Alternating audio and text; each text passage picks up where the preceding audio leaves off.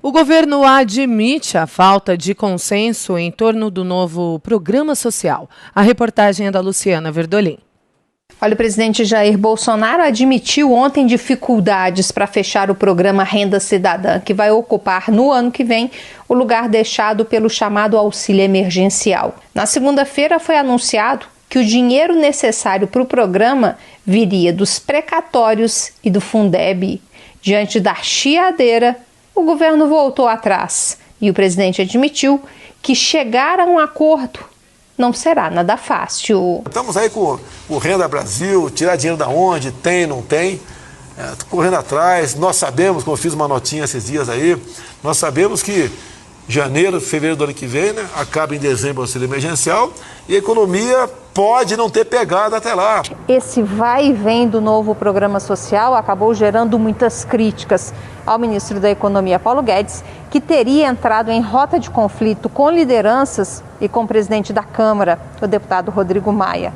Até por conta disso, mais uma vez, o presidente Jair Bolsonaro garantiu que o ministro continua firme no cargo. Paulo Guedes continua 99,9% aí de confiança comigo, eu deixo 0,1, porque eu quero mudar alguma coisinha, eu falo com o EPG, pô, não é 100% não, porra. É 0,1% é meu, pô, qual é, pô? Você quer tudo pra você, pô? Você tá muito goloso, pô. Daqui a pouco você vai ficar gordo igual o Tarcísio aí, pô, tá certo? Eu não quero você engordando não, EPG.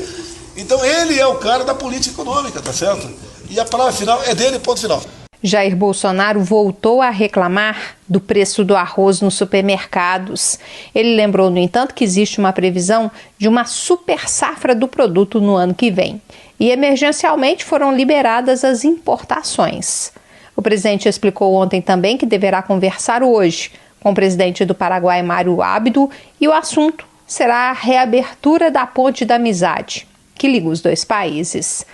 Jair Bolsonaro, ontem, durante visita a Pernambuco, recomendou que a população escolha seus candidatos com cuidado e, apesar de não citar nomes, admitiu que tem sim os seus favoritos. São Paulo tem meu candidato, você já sabe, o José Maria falou na Jovem Pan aí que nós sabemos que é fulano de tal, tá certo? Eu tenho uma candidata também, um gordinho lá em Belo Horizonte, um gordinho, já falei para ele, se ele se eleger prefeito, ele vai emagrecer, porque ele vai ver que a barra é pesada, mas esse gordinho tem competência para desembocar a prefeitura. Sabemos lá que o atual prefeito está muito bem, tá certo? E quem vai escolher é o povo de Minas Gerais. Tem um excelente candidato também em Santos, não vou falar o nome de ninguém aqui. O presidente ontem afirmou também que gastos com defesa são investimentos. Segundo ele, é preciso estar preparado para se, por exemplo, alguma potência decidir fazer alguma besteira aqui no Brasil. Mais uma vez, Jair Bolsonaro criticou os governadores que defendem o fique em casa e ainda tripudiou, afirmando que depois de ser muito criticado pela defesa veemente da utilização da hidroxicloroquina, agora a Europa já admite que o medicamento não causa arritmia. E, segundo o presidente, foi a saída encontrada pelo governo brasileiro para superar aqui a crise da Covid-19. De Brasília, Luciana Verdolim.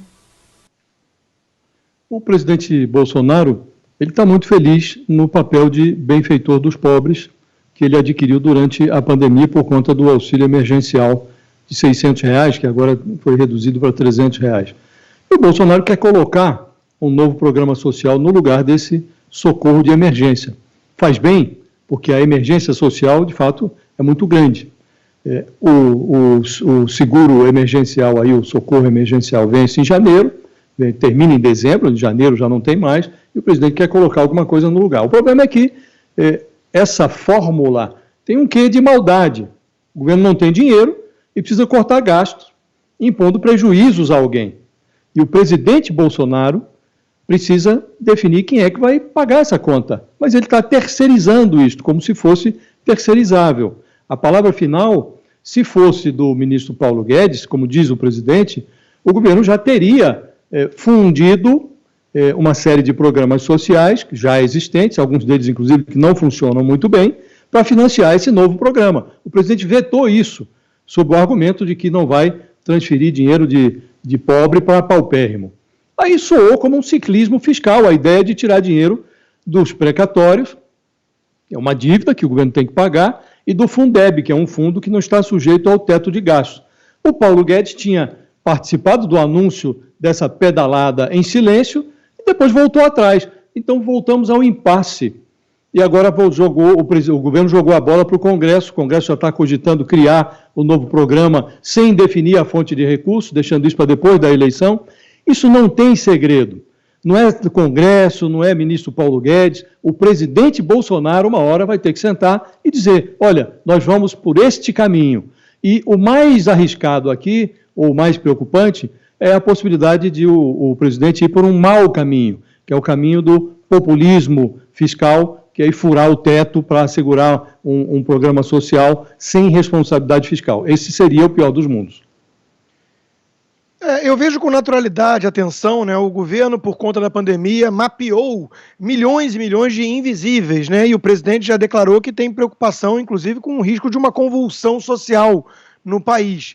É uma preocupação legítima você estender, de alguma forma, ou ampliar os programas sociais existentes, desde que tenham porta de saída e desde que lembremos que o melhor programa social que existe chama-se trabalho, ou seja, criar as condições adequadas para a geração de riqueza e prosperidade no país, que vem sempre da iniciativa privada. Então, o mais importante é o governo sinalizar que vai manter as reformas estruturais, que vai usar o capital político do próprio presidente, que está com uma popularidade alta, para tocar essa agenda de reformas. Isso é o mais importante no momento. Agora, decidir a fonte de recursos é difícil, por quê? Porque o cobertor é curto e porque mais de 90% dos gastos públicos são engessados, são carimbados pela própria Constituição. Então não tem espaço para milagre aqui. Agora, o presidente em nada ajuda quando pergunta qual é o problema de alguém comer lagosta, ignorando que não há problema nenhum, desde que a lagosta seja paga com o próprio bolso e não com o nosso